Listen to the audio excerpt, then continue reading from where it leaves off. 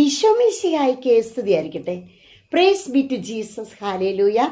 Carmel Ruha ministry കുടുംബാംഗങ്ങളെ, ഇരുതല വാൾ Hebrew 4:12 ദൈവവചനത്തിൻ്റെ അടിസ്ഥാനത്തിലാണ് നമ്മൾ കാണുന്നത്. ഇന്ന് വിശുദ്ധ യോഹന്നാൻ ലഭിച്ച വെളിപാട് അധ്യായം 2 സ്മിർണയിലെ സഭയ്ക്ക് ഒരു ചെറിയ പാരഗ്രാഫാണ്. 8 മുതലുള്ള തിരുവചനങ്ങൾ 11 വരെയുള്ള തിരുവചനങ്ങളാണ്. സ്മിർണയിലെ സഭയ്ക്ക് കത്തെഴുതുകയാണ് യോഹന്നാൻ. ഒരുമിച്ച് വായിക്കാം. സ്മിർണയിലെ സഭയുടെ ദൂതനെ എഴുതുക. ആദിയും അന്തവുമായവൻ, മരിച്ചവനും എന്നാൽ വീണ്ടും ജീവിക്കുന്നവനുമായവൻ പറയുന്നു, നിന്റെ ഞെരുക്കവും ദാരിദ്ര്യവും എനിക്കറിയാം. എങ്കിലും നീ സമ്പന്നനാണ്. യഹൂദരെ നീ അവകാശപ്പെടുത്തുകയും എന്നാൽ അങ്ങനെയല്ലാതെ സാത്താന്റെ സിനഗോഗായി വർത്തിക്കുകയും ചെയ്യുന്നവരുടെ ദോഷാരോപണങ്ങളും ഞാൻ അറിയുന്നുണ്ട്. നീ ഉടനെ സഹിക്കാനിരിക്കുന്നവയെ ഭയപ്പെടരുത്. നിങ്ങളിൽ പിശാച് ചിലരെ തടവിലിട്ടിരിക്കുന്നു. അത് നിങ്ങൾ പരീക്ഷിക്കപ്പെടുന്നതിന് വേണ്ടിയാണ്. 10 ദിവസത്തേക്ക് നിങ്ങൾക്ക് ഞെരുക്കമുണ്ടാവും. മരണം വരെ വിശ്വസ്തനായിരിക്കുക. ജീവന്റെ കിരീടം ഞാൻ നിനക്ക് നൽകും. ആത്മാവ് സഭകളോട് പറയുന്നതെന്തെന്ന് ചെവിയുള്ളവൻ കേൾക്കട്ടെ. വിജയം വരിക്കുന്നവനെ തീർച്ചയായും രണ്ടാമത്തെ മരണത്തിന് അധീനനാവുകയില്ല. പ്രിയപ്പെട്ടവരെ, നമ്മൾ മറ്റ് 2ഉം 3ഉം നൂറ്റാണ്ടിലെ സഭയാണ് സ്മിർണയിലെ സഭ. നമ്മൾ ഈ സഭ വായിക്കുമ്പോൾ സഹിക്കുന്ന സഭ, നമ്മൾ എഫേസ്യ സഭയെ കണ്ടത് അയഞ്ഞ സഭ, സ്നേഹരഹിതമായ സഭ എന്നാണെങ്കിൽ സ്മിർണയിലെ സഭ സഹിക്കുന്ന സഭ, സഹന സഭ. 2-3 നൂറ്റാണ്ടുകളാണ് ഈ കാലഘട്ടം.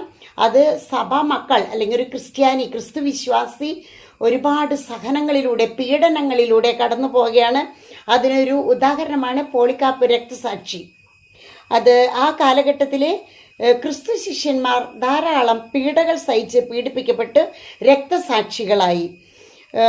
നമ്മുടെ അന്നത്തെ രാജാവ് തനിക്ക് വേണ്ടി രാജപൂജ നടത്തണം. അന്നത്തെ രാജാക്കന്മാരെല്ലാം രാജപൂജ ആഗ്രഹിച്ചിരുന്നവരാണ്. കുന്തിരിക്കം, അതുപോലെ കുന്തിരിക്കം ധൂപമായിട്ടിട്ടും പുകച്ചും, പിന്നെ ദീപം, എണ്ണ കത്തിച്ച് ദീപം, രാജാവിൻ്റെ മുൻപിൽ രാജപൂജ നടത്തണമെന്ന് നിർബന്ധമായിരുന്നു. അപ്പോൾ പോളികാർപ്പ് എന്ന രക്തസാക്ഷി പറഞ്ഞു, എന്ന മെത്രാൻ പറഞ്ഞു, ഞാൻ 87 വയസ്സ് വരെ ജീവിച്ചു. ഞാൻ യേശു ക്രിസ്തുവിനോട് വിശ്വസ്ത പുലർത്തി ജീവിച്ചു. ഇനി അദ്ദേഹത്തോട്, യേശുവിനോട് വിശ്വസ്തത കുറവ്, വിശ്വാസക്കുറവ്, യേശുവിന് മാത്രമേ ഞാൻ പൂജിക്കൂ എന്ന് പറഞ്ഞുകൊണ്ട് തൻ്റെ ഉറച്ച നിലപാടിൽ നിന്നപ്പോഴാണ് രക്തസാക്ഷിയായി മാറുന്നത്. അത് നമ്മൾ ഈ സ്മിർണ സഭയിൽ വെച്ചാണ് അത് സംഭവിക്കുന്നത്. അതുപോലെ കിഴക്ക് നിന്ന് യേശു ക്രിസ്തുവിനെ ആരാധിക്കാനായിട്ട് വന്ന 3 രാജാക്കന്മാർ കുന്തിരിക്കം, മീറ, നമ്മൾ അതിൽ സ്വർണം, കുന്തിരിക്കം, മീറ കൊണ്ടുവന്നൊരു മീർ എന്ന അത് ഒരു സ്മിർണ എന്ന വാക്കിൻ്റെ അർത്ഥത്തിലേക്ക് വരുന്നുണ്ട്. അതായത് ഇത് കത്തിക്കുമ്പോൾ ഒരു മരുന്നിൻ്റെ അല്ലെങ്കിൽ നല്ലൊരു സുഗന്ധം, മരുന്ന് ഒരു ഇഫക്റ്റാണ് ഇത് കത്തിക്കുമ്പോഴായിട്ട് ഈ മീറ കത്തിക്കും. അങ്ങനെ സ്മിർണ എന്ന സഭയ്ക്ക് പേര് വരുന്നത്. ക്രൂരമായ, അപ്പോൾ ഈ സ്മിർണയിലെ സഭയ്ക്ക് ദൂതിനെ എഴുതുക എന്ന് 1ാമത്തെ വരിയിൽ തന്നെ നമുക്ക് കാണാം. യേശു ക്രിസ്തുവിൻ്റെ മരണമാണ് ഇവിടെ സൂചിപ്പിക്കുന്നത്. ഞാൻ മരിച്ചവനായിരുന്നു, എന്നാൽ ഞാൻ വിജയശ്രീലാളിതനായി ഉയർത്തെഴുന്നേറ്റു എന്ന് പറയുമ്പോൾ, നിങ്ങൾ പീഡകൾ സഹിച്ച് മരിച്ചവരായിരിക്കാം, പക്ഷേ യേശു ക്രിസ്തു എന്ന ഞാൻ നിങ്ങളുടെ കൂടെയുണ്ട്.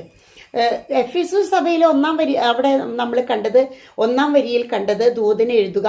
7 നക്ഷത്രങ്ങൾ വലത് കൈയിൽ പിടിച്ചവനും 7 ദീപപീഠങ്ങൾക്ക് നടുവിൽ നടക്കുന്നവനുമായവൻ. കണ്ടോ, നടക്കുന്ന യേശുവിനെ പരിചയപ്പെടുത്തുന്നത്. 7 നക്ഷത്രം നമ്മെ ഓരോരുത്തരെയും അവിടുത്തെ വലം കൈയിൽ പിടിച്ചിരിക്കുന്നു. നമ്മുടെ ജീവിതം, നമ്മുടെ കുടുംബത്തിൻ്റെ ഇടവകയുടെയൊക്കെ ജീവിതം, നമ്മുടെ ശുശ്രൂഷ ജീവിതം എല്ലാം ഈ ദീപപീഠങ്ങൾക്ക് മധ്യേ നടക്കുന്നവൻ ഓരോ നിമിഷവും വാച്ച് ചെയ്യുന്നുണ്ട്, നമ്മളെ ശ്രദ്ധിക്കുന്നുണ്ട്, നമ്മളെ നിരീക്ഷിക്കുന്നുണ്ട്. അതാണ് എഫെസോസ് സഭയിലെ 1-ാം വരിയിൽ പറയുന്നത്.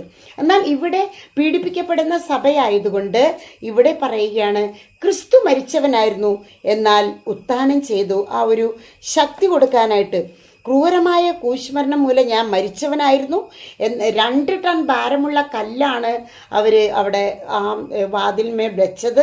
അതുപോലെ റോമൻ ഗവൺമെൻറ്റിൻ്റെ മുദ്ര കുത്തിയിരുന്നു. അതുകൊണ്ട് തന്നെ ആർക്കും അവിടെ പ്രവേശനമില്ല, തൊടാൻ സാധിക്കില്ല. അപ്പോൾ യേശു അതിൽ കിടന്ന് മരിച്ച് നരകി ജീർണിച്ച് പോകട്ടെ എന്നാണ് അവർ കരുതിയത്.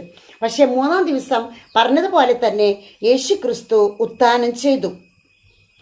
അതുവഴി നമ്മളെല്ലാം ദൈവമക്കളായി തീർന്നു, ദൈവമകനും മകളുമായി തീർന്നു. അപ്പം നമ്മൾ ദൈവമക്കളായി തീർന്നു. ദൈവമക്കൾ എന്ന സ്ഥാനമാണ് ഒരു ക്രിസ്ത്യാനിയെ സംബന്ധിച്ച് ഏറ്റവും വലിയ പദവി എന്ന് നമുക്ക് ഇതിൽ നിന്നായിട്ട് കാണാനായിട്ട് സാധിക്കും. തിബേരിയൂസ് ചക്രവർത്തിയാണ് ആ കാലത്ത് രാജ്യം ഭരിച്ചിരുന്നത്. അപ്പോൾ തിബേരിയൂസ് ചക്രവർത്തിക്ക് രാജപൂജ കുന്തിരിക്കം പോച്ചും ദീപം കത്തിച്ചു ചെയ്യാത്തത് മൂലം കുറേ രക്തസാക്ഷികൾ യേശുവിൽ വിശ്വസിക്കുന്നവരുണ്ടായി. അതുപോലെ പോളികാർപ്പ് എന്ന മെത്രനെ എതിർത്തത് നമ്മൾ കണ്ടു. അപ്പോൾ രാജാവിനെ പൂജിക്കുന്നത് ശരിയല്ല, യേശു ക്രിസ്തുവിനെയാണ്. 86 വയസ്സ് വരെ യേശുവിനെ പൂജിച്ച് ഞാൻ ഇനിയും യേശുവിനെ തന്നെ പൂജിക്കും എന്ന് ഉറച്ചു നിന്നു. മറ്റൊന്ന് നമുക്ക് കാണാനായിട്ട് സാധിക്കും, ആദ്യം ഇതിലെ ചരിത്രപരമായിട്ടുള്ള വിവരണം, അത് കഴിയുമ്പോൾ ഒരു പ്രവചന സ്വരമാണ്. പിന്നെ ഇവരുടെ നന്മകൾ എടുത്തു പറയുന്നു, ഒരുപാട് നന്മകൾ പറയുന്നുണ്ട് സ്മരണക്കാരുടെ. അത് കഴിഞ്ഞ് ഇവരെ കുറ്റപ്പെടുത്തുകയാണ്. നിങ്ങളിലുള്ള തിന്മകൾ, അവരുടെ തിന്മകൾ, സാത്താൻ്റെ സിനഗോഗ് എന്നൊരു വാക്കാണ് അവിടെ ഉപയോഗിക്കുന്നത്. അപ്പോൾ എന്തുമാത്രം കുറ്റം പറയുന്നവരും ദൂഷണം പറയുന്നവരും ഏഷണിക്കാരും സാത്താൻ്റെ സ്വഭാവമുള്ളവരാണ്. അതാണ് സാത്താൻ്റെ സിനഗോഗ് സ്മിർന സഭയിലുണ്ട് എന്ന് പറയുന്നത്. അത് വലിയൊരു, നമുക്കത് കേൾക്കുമ്പോൾ തന്നെ ഒരു അരോചകമാണ്. സ്മിർന സഭ സഹിക്കുന്ന സഭയാണെങ്കിലും സാത്താൻ്റെ സിനഗോഗായിട്ടാണ് നിങ്ങൾ വർത്തിക്കുന്നത്. അപ്പം നിങ്ങൾക്ക് നിങ്ങൾ ഇതിലൊക്കെ വിജയം വരിച്ച് വന്നാൽ ഞാൻ ജീവൻ്റെ കിരീടം നിങ്ങൾക്ക് നൽകുമെന്ന് പറയാണ്. അവസാനം പറയാണ്, ആത്മാവ് അരുൾ ചെയ്യുന്നു, ചെവിയുള്ളവൻ, ആത്മാവ് എല്ലാവരോടുമായിട്ട് അരുൾ ചെയ്യാണ്, ചെവിയുള്ളവൻ കേൾക്കട്ടെ. ഇത് 7 സഭകളിലും പറയുന്നുണ്ട്, ചെവിയുള്ളവൻ കേൾക്കട്ടെ. പ്രിയപ്പെട്ടവരെ, ഈ സ്മിർനായിലെ സഭയ്ക്ക് അധ്യായം 2 7 മുതൽ 11 വരെ നമ്മൾ ആവർത്തിച്ച് വായിക്കണം. ഇത് കേട്ട് കഴിഞ്ഞതിന് ശേഷം വീണ്ടും നിങ്ങൾ വായിക്കണം. കിട്ടിയ പോയിന്റ്സ് നോട്ട് ബുക്കിൽ എഴുതി വെക്കണം. ഈ വീഡിയോ നിങ്ങൾ എല്ലാവർക്കും ഷെയർ ചെയ്യണം. അപ്പോഴാണ് ദൈവരാജ്യ വിപുലീകരണത്തിൽ നിങ്ങളും പങ്കുപറ്റുന്നത്. സ്മിർനായിലെ സഭയ്ക്ക് പറ്റിയ തെറ്റുകൾ നമ്മിൽ ആവർത്തിക്കാതിരിക്കാൻ നമുക്ക് ശ്രമിക്കാം. Amen. Praise the lord. Hallelujah. എല്ലാ മക്കളെയും യേശു ക്രിസ്തുവിൻ്റെ കൃപയും സമാധാനവും കൊണ്ട് നിറയട്ടെ എന്ന് പ്രാർത്ഥിക്കുകയാണ്. ആമേൻ.